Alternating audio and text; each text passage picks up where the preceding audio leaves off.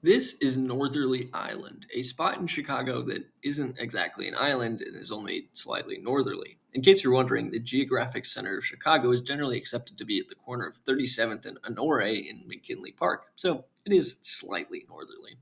But this island, from now on, I'll just call it an island, has a beautiful mix of nature and city. Just look at this view, it's incredible. A lot of people probably have been to the island, but not to the nature preserve.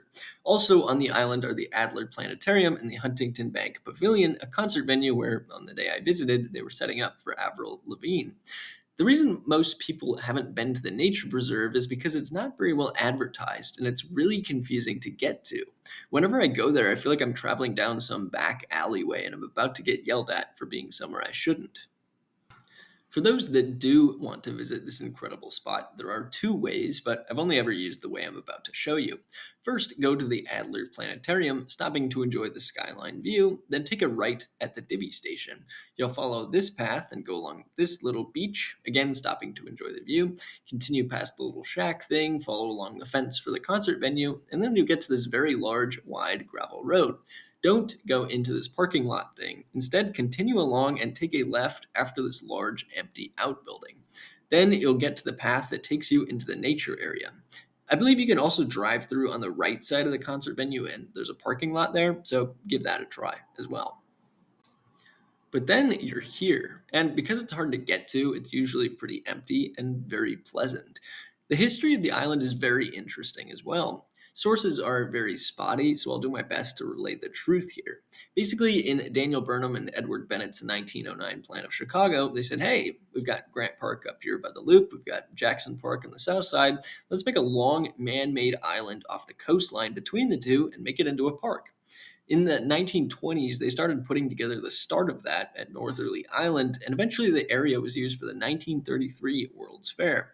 They put in the planetarium, and it was a great spot. Now, sources aren't clear on what happened for the next couple decades. Some say that they held large festivals there, and that would make sense given that they built the connecting road slash causeway in 1938. Other sources say it sat pretty much empty. It could be both in the way that Grant Park is utilized very heavily for what seems like 5% of the year, and the rest of the time it's empty.